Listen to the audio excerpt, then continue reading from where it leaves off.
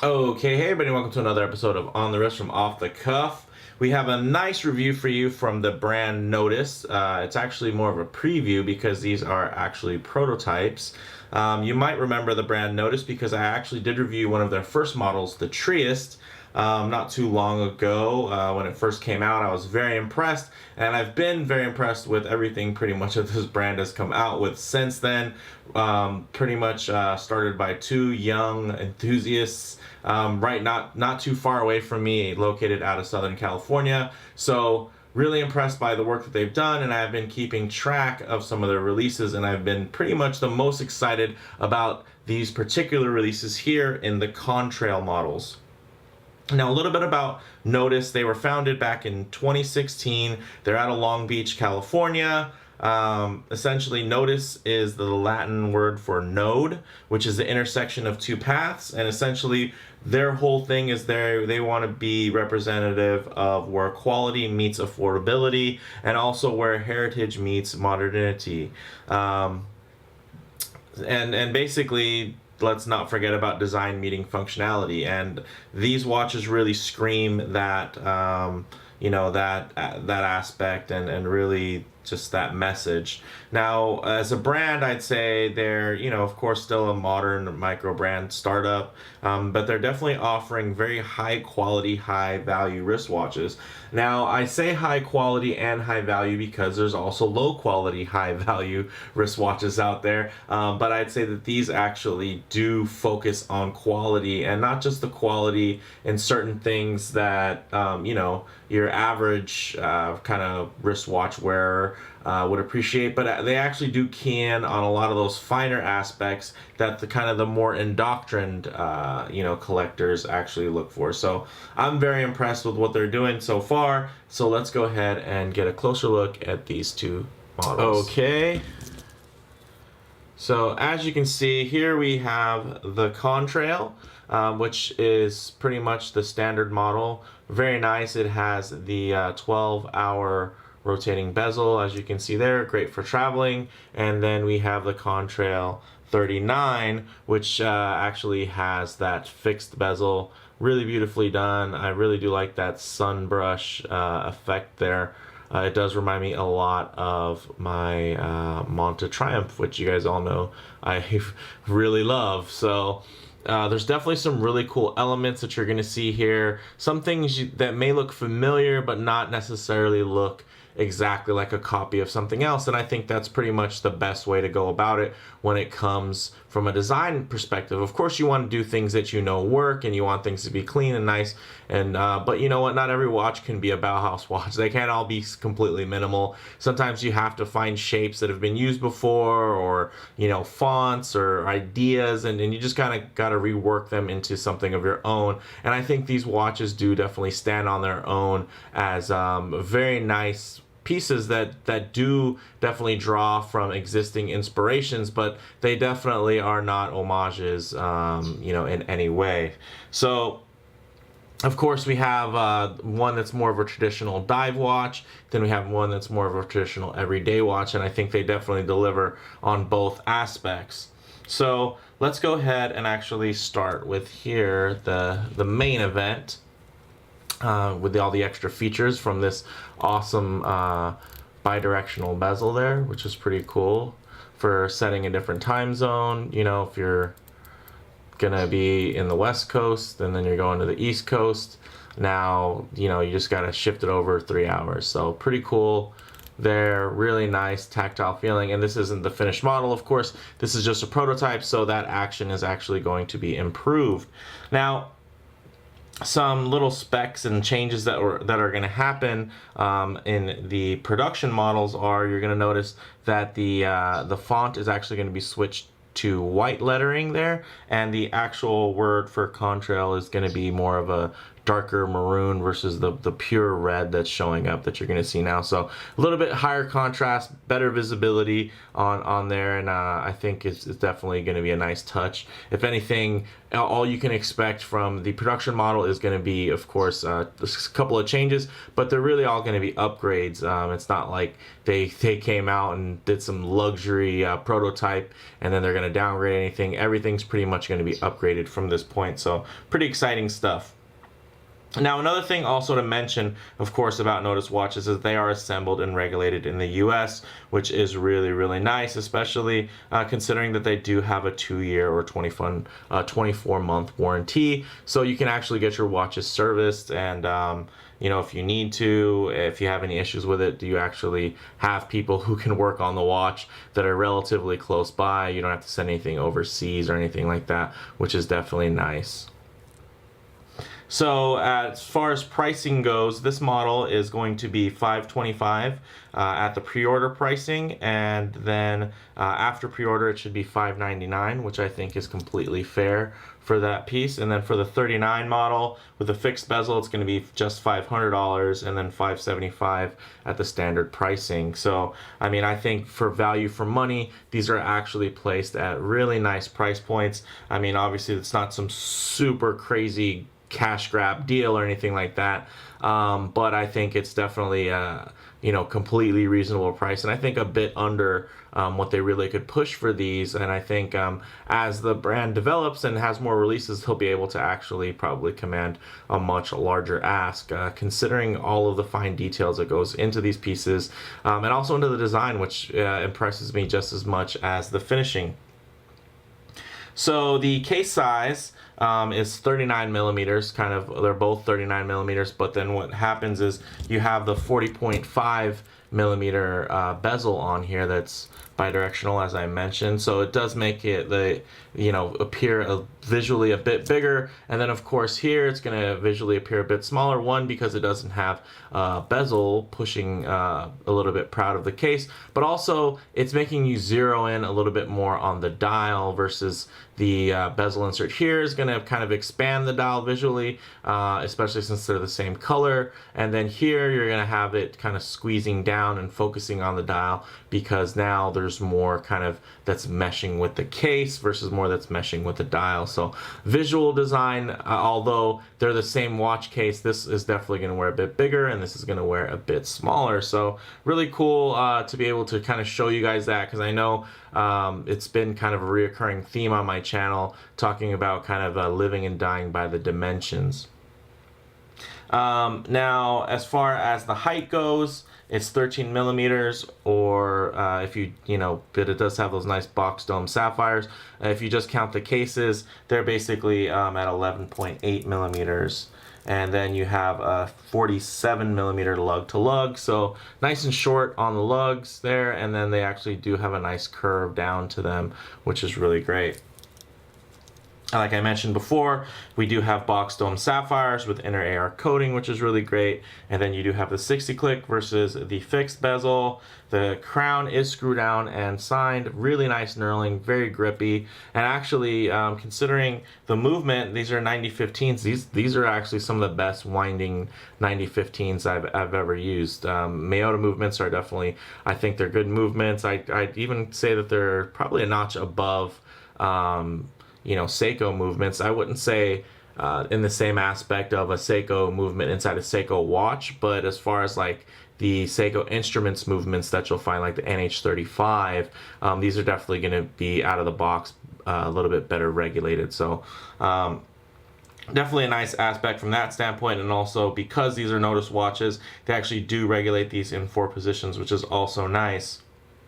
Now, the case backs on these are solid, and they do have some, pretty much, I'd consider that either light engraving or etching. As you can see there, you can see that it's just really the airplanes flying there, and then the trail that they leave is actually for where they got the name of the watch, the Contrail. So basically those trails of vapors as jets fly over. That's pretty much called a contrail, which is where these got the name. And of course, you know, the main kind of theme of the watch is that it's a traveler's watch. So it's something that a pilot could wear and, you know, cross over into multiple time zones with, and really it's just really versatile, which is nice. And what's funny is you see a lot of these 12-hour rotating bezels kind of in the Seiko mod world because they're just very popular, because they're very useful. Although, you know, a dive time bezel is also useful. You know, you can still measure, you know, basic dive time increments, you know, because basically you know that that's 5, 10, 15, you know, basically multiples of 5 there as far as the timing goes, if you did want to use that as a dive time bezel. But it's just really nice to be able to have the versatility to use it also, you know, as the bezel when it comes to you know, timing there and figuring out what time it is in New York. So essentially this would be New York time versus California time, because I just hitched it back about 3 hours. So really cool, and it's just a nice feature, and definitely a little less cluttered and a little bit different, something you don't always see. But when you do see it, it's very purposeful, because honestly you normally see this on something like a Seiko mod. So it's something that people kind of been wanting as an option out there that they haven't been getting, and thank you to Nodus for, you know, kind of hearing that call for the market and fulfilling that. So I think that's really awesome. Now, as far as the dials go, they do have these really great textures to them. You can see here that the black dial definitely has that thicker, you know, really sandy texture versus the ballistic green here, which just has kind of a smoother, definitely not glossy or polished, but that's more of a satin dial, which is really nice, or even matted dial there. It's just very flat, which I think really suits the colorway. And, you know, of course, this green, you know, these green dials have definitely been finding more and more popularity as of late, and I can see why. It's just, they're such a different thing, but at the same time they're still extremely versatile, which is really, really great. Now, of course, the water resistance on both watches is really capable at 200 meters. And then you have these really nice bracelets here with the H links. Everything is, of course, solid, including the N links. Nice milled clasp, solid again. More improvements that have definitely come since their first couple releases. And then they are, of course, screw-in links, which is absolutely great. Actually, no, these ones are not screw-in. Let me see. Actually, yeah, you know what? They are. Sorry about that. I was doubting myself there for a second. I actually didn't have to adjust these out of the box because they have so much room due to this awesome clasp with all of the micro adjusts. I actually didn't have to take any links out. I was able to just go ahead and tuck everything in, which I normally like to do, because what it does is it enables me now, you know, if my wrist gets swollen or something, I actually have more play where I can loosen it if I need to, and it's relatively easy to actually pop those out. So really nice. I kind of almost threw me off because I saw that they did have the directional arrows, which normally you would only see kind of on push pins versus screw pins. But while we have the clasp open, as you can see, fully milled, really nice. Some improvements that are going to happen is you're going to see this chamfer become a lot nicer polished, and the actual fitment is going to be a bit tighter. I think right now for this pre-production prototype, it definitely could be a little bit better there, but they've noticed that, which is really nice. So they've basically, these bad boys have been making the rounds. They've been going to different types of watch meets, and then of course going around to different photographers and video reviewers and everything. So they've definitely been around, and so they're far from pristine condition, but I think you can still really tell just how nice these are as far as the finishing goes. Also, the bracelets, they do taper down to 18 millimeters, and then one of the changes is they'll actually have polished sides versus the standard brushing that you're going to see here. I think the polished sides will be a really nice touch, and visually it'll actually help slim down these bracelets just a little bit on the wrist, because instead of having kind of that reflection back, it's just going to be reflecting back of your skin tone, which is visually going to shrink things down, which is very, very nice. So let's go ahead and get these on the wrist. Okay, as you can see, the 39 millimeter wears really nicely on my 7¼ inch wrist. And then up close, of course, it's going to appear visually a bit bigger when you're looking at it kind of from a wristy standpoint. But you bring it down there and you can see that it actually fits quite well. Some might even worry that it's too small, but I think it actually fits really nicely. Now, in contrast here, when you have the with that nice 40.5 millimeter rotating bezel, it definitely adds just enough visual weight, and it definitely feels and looks a lot like you'd expect it to wear as kind of more of a traveler's or a dive watch there. That really great grip on that bidirectional bezel. So really, really cool. Fits super nice. I mean, these really, really hug the wrist. And you know, as you guys know, I'm actually left-handed, so I wear my watches on the on my right wrist. So normally watches aren't too comfortable when they're on my left wrist, just because I don't wear watches on there. But I gotta say, this actually does make a pretty nice case for me wearing watches on the other wrist, because it does feel very natural and definitely substantial. These definitely don't feel super lightweight or anything like that. I'm really enjoying these. But you know what, while we have them on wrist, I'd like to kind of bring in some comparables. Now, although Nodus actually does say that this watch was inspired a bit by the Zen 104, I don't have a Zen 104, but what I do have is my Mako USA 2 mod, and I think it also is very similar thanks to some of the changes I made on this piece. But as far as this wears as a 41 millimeter diver, if you have a Mako, you know, any iteration of them, you'll know how this watch is going to wear, because they pretty much wear exactly the same as far as the fitment goes. So really nice, similar shorter lugs and whatnot, but of course this is going to be, although it's a great bang per buck watch, it's just in a completely different league than the Nodus, because the Nodus is just so much better finished, so much more finely detailed. But just as far as scale and size goes, I did want to bring that orient into view, so that you could kind of, if you already have, which I think a lot of people who do trying to check out, you know, micro brands and whatnot, a lot of times they will have an Orient or a Seiko or two, you know, so it's definitely, I'd say, similar wear, similar kind of profile as well. So if you really liked the Mako, but maybe you just wanted kind of a high-end version of it, the nice thing is this bad boy right here, actually, what's funny is I actually considered modding in a 12-hour bezel onto this piece. So I mean, that just goes to show actually how you know, how popular and kind of how cool I think this piece is. And then that H-link, of course, definitely reminiscent a bit of Zen. But I think the H-link style is definitely more representative of kind of the classic old school kind of 60s Seiko H-link bracelets.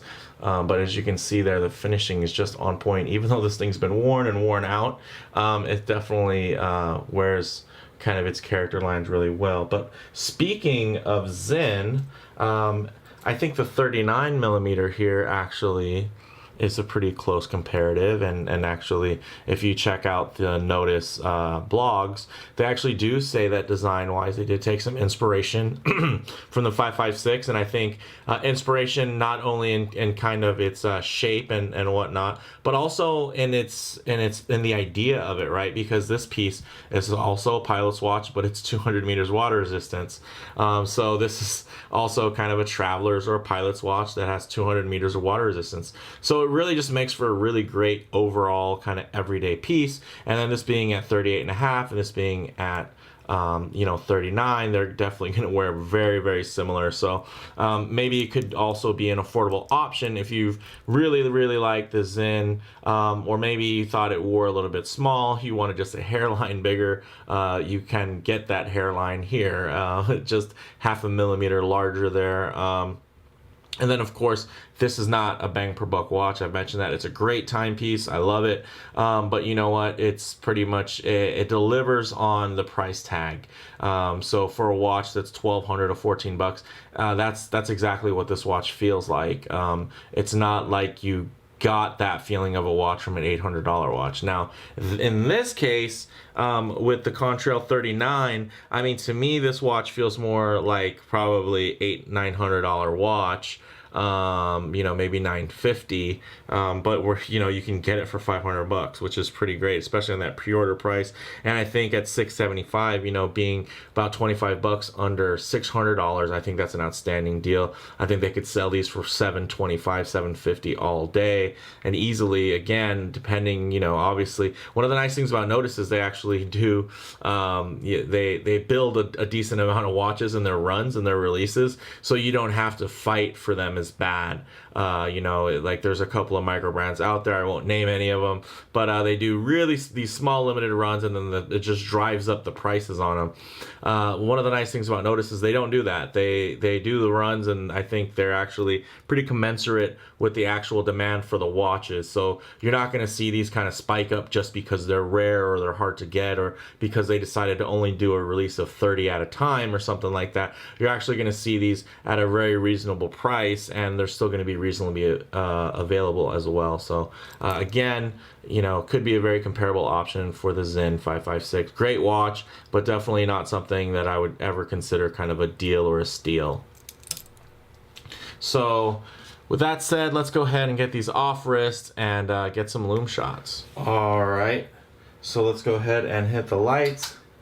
As you can see, these are actually powered by C3 Lume, which is very nice and glows very brightly. And the nice thing is they've actually applied it in a way that in broad daylight, as you could see from the video, they actually still appeared very white, and it's not like it was some type of super dark, you know, kind of green tint to it or anything like that. It actually had a nice bright white finish, and then it's actually glowing nice and bright as well, which is really nice. So let's go ahead and get some low light transition here.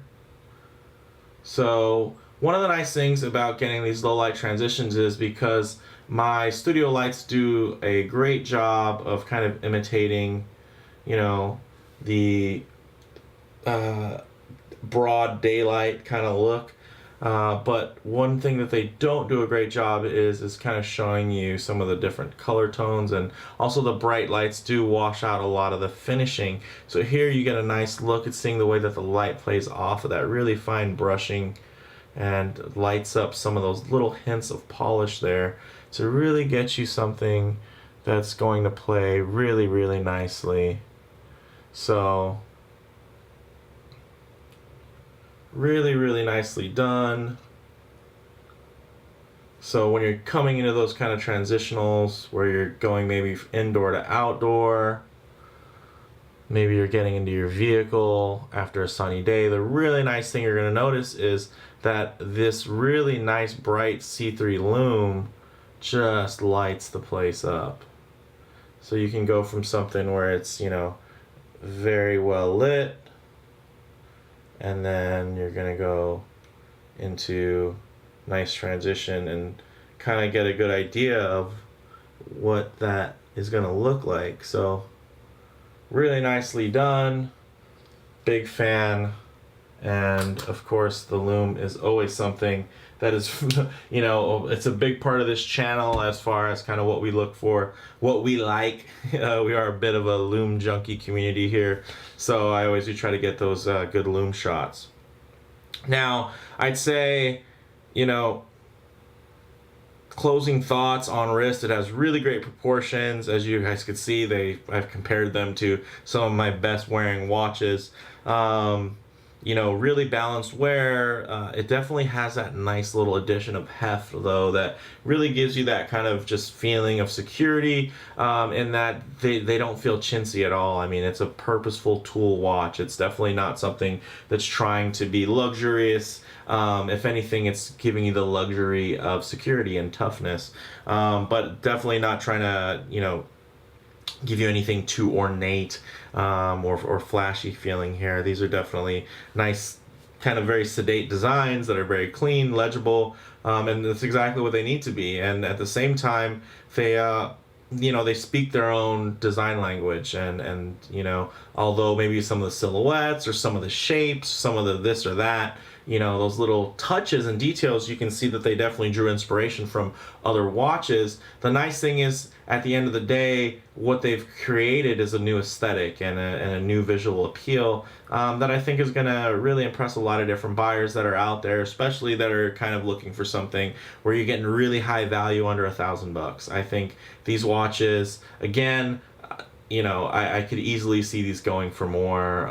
You know, obviously, if they were Swiss made or Swiss powered or something like that, they would definitely cost a lot more. But as far as the finishing and everything goes, I mean, these things are nice, and I'm really excited to see the production units, how they turn out and everything like that, because I'm really interested in probably getting the 39 with that black sand dial. I think that'd be really cool. Although after kind of seeing the 12-hour bezel in person, it's kind of turning my head, and I'm very tempted. But I just think that the everyday watch feature has been something that if you guys have been fans of the show, you guys know that that's something that I've really taken more of an interest to. You know, I mainly did a lot of divers. I'd sprinkle in some pilot's watches, field watches here and there, but I feel like kind of that everyday, that overly capable everyday watch vibe has been really popping up, and there's just so many great offerings out there, and I think what the Nodus Contrail brings is just another great offering kind of into that genre. So, model variants, they have black dial, gray dial, green dial, cream dial options. As far as comparables go, we kind of touched on that already. I'd say the bottom line is this is really just another impressive release from a brand, you know, that's built by watch enthusiasts, and they definitely have had the everyman kind of in mind, so I can appreciate that. So let me know what you guys think in the comments below. If you like the video, please do hit like, and if you haven't already, please subscribe for more content just like this. Thanks, guys.